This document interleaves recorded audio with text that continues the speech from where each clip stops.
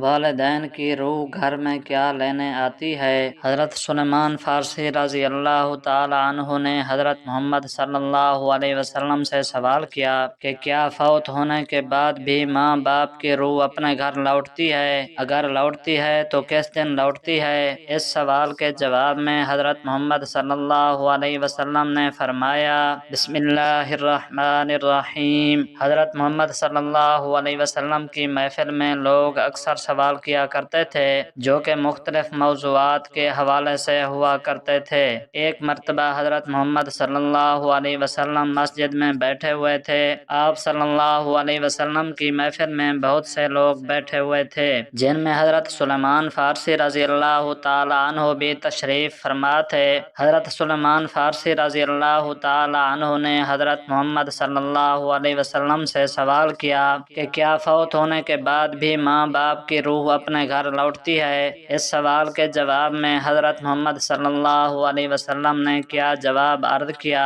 آج کی ویڈیو میں ہم آپ کو اس کے بارے میں بتائیں گے اور یہ بھی بتائیں گے کہ ماں باپ کی روحیں کس دن گھر پر آتی ہیں۔ ناظرین، سب پہلے آپ کو حضرت محمد صلی اللہ علیہ وسلم کا جواب بتاتے ہیں اور پھر آپ کو روح کی آزادانہ حرکت کرنے کے بارے میں بھی چند روایات بتائیں گے۔ حضرت سلیمان فارسی رضی اللہ تعالی عنہ کے سوال کے جواب میں حضرت محمد صلی اللہ علیہ وسلم نے فرمایا کہ اے سلیمان، یاد رکھو، جب والدین فوت ہو جاتے ہیں تو ان کی روحیں اپنے گھر اپنے بچوں کے پاس آتی ہیں۔ وہ اپنی اولاد سے فریاد کرتی ہیں، آہو بکا کرتی ہیں، اور وہ اپنی اولاد سے یہ سوال کرتی ہیں کہ صدقہ اور نیک اعمال کے ذریعے ان پر مہربانی کریں۔ وہ ان سے اپنے لیے دعاؤں کے لیے سوال کرتی ہیں۔ تو اس پر حضرت سلیمان فارسی رضی اللہ تعالی عنہ نے عرض کیا کہ یا رسول اللہ صلی اللہ علیہ وسلم، ماں باپ کی روحیں کیوں واپس لوٹتی ہیں؟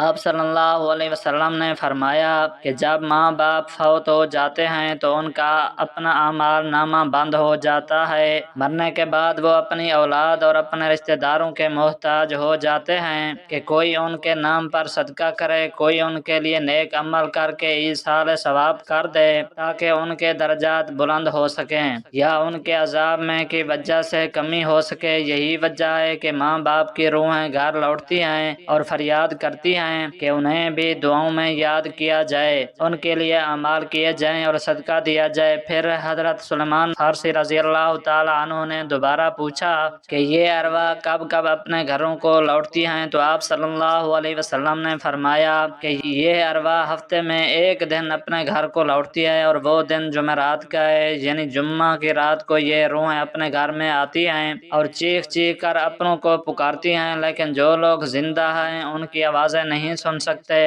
وہ اپنی دنیاوی کاموں میں مگن رہتے ہیں، لہٰذا یہ روحیں اس طرح سے مایوس ہو کر لوٹ جاتی ہیں سوائے ان کے جن کی اولاد نیکوکار ہوں اور اپنے والدین کے لیے اعمال ہدیہ کریں اور ان کے لیے دعا کریں۔ پھر آپ صلی اللہ علیہ وسلم نے فرمایا، اے سلیمان، یاد رکھنا، اپنے مرحومین کے لیے دعا کرتے رہنا۔ جب کوئی اپنا مرحوم والدین کے لیے دعا کرتا ہے تو ان کی روحیں اللہ سے فریاد کرتی ہیں کہ یا اللہ، جس طرح ہماری اولاد نے ہمارے اوپر احسان کیا، ہم اپنی دعاؤں میں یاد کیا، تو ان پر بھی رحم فرما، ان کی دنیا کی پریشانیوں کو ختم فرما اور ان کے لیے آسانیاں پیدا کر۔ ناظرین، یہ تھا آپ صلی اللہ علیہ وسلم کا فرمان جس سے واضح ہوتا ہے کہ ارواح جمعرات کو اپنے گھروں کو لوٹتی ہیں۔ حضرت علی رضی اللہ تعالی عنہ کی اس طرح کی ایک اور حکایت بھی روایات کی جاتی ہے کہ ایک مرتبہ حضرت علی رضی اللہ تعالی عنہ مسجد میں اداس بیٹھے ہوئے تھے کہ حضرت سلیمان فارسی رضی اللہ تعالی عنہ تشریف لائے اور آپ سے پوچھنے لگے کہ میں آپ کو افسردہ دیکھ رہا ہوں۔ تو حضرت علی رضی اللہ تعالی عنہ نے فرمایا کہ اے سلیمان، میں اس لیے اداس ہوں کہ آج میں نے ایک ماں کی روح کو اپنی اولاد کے گھر پر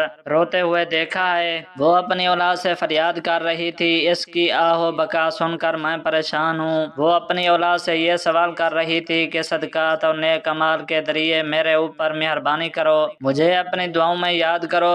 تو اس پر حضرت سلیمان فارسی رضی اللہ تعالی عنہ نے عرض کیا کہ اے علی رضی اللہ تعالی عنہ، کیا مرنے کے بعد ماں کی روح بھی واپس لوٹتی ہے؟ تو حضرت علی رضی اللہ تعالی عنہ نے فرمایا، ہاں، جب ماں باپ فوت ہو جاتے ہیں تو ان کا اپنا اعمال نامہ تو بند ہو جاتا ہے، مرنے کے بعد وہ اپنی اولاد اور اپنے رشتہ داروں کے محتاج ہو جاتے ہیں، کوئی ان کے نام پر صدقہ کر لے، کوئی ان کے لیے نیک عمل کر کے ایصال ثواب کر دے تاکہ ان کے درجات بلند ہو سکیں یا ان کے عذاب میں ان کی وجہ سے کمی ہو سکے۔ یہی وجہ ہے کہ ماں باپ کی ارواح گھر لوٹتی ہیں اور فریاد کرتی ہیں کہ انہیں بھی دعاؤں میں یاد کیا جائے۔ ناظرین، ہمیں یہ معلوم ہوا کہ والدین کے لیے ان کی وفات کے بعد دعا ضرور کرنی چاہیے اور ان کو اعمال ہدیہ کرنا چاہیے تاکہ ان کی ارواح کو سکون پہنچ سکے۔ ایک روایات میں آتا ہے کہ ایک بزرگ نے اپنے مرحوم بھائی کو خواب میں دیکھا تو پوچھا کہ کیا ہم لوگوں کی دعائیں آپ تک پہنچتی ہیں؟ تو اس مرحوم نے جواب دیا کہ ہاں، خدا کی قسم یہ دعائیں ہمارے پاس نورانی لباس کی صورت میں پہنچتی ہیں، ہم ان کو پہن لیتے ہیں۔ لیکن ناظرین، کتنے افسوس کا مقام ہے اور افسوس کی بات ہے کہ عموماً لوگ اپنے مرحومین کو بھلا دیتے ہیں اور چند دن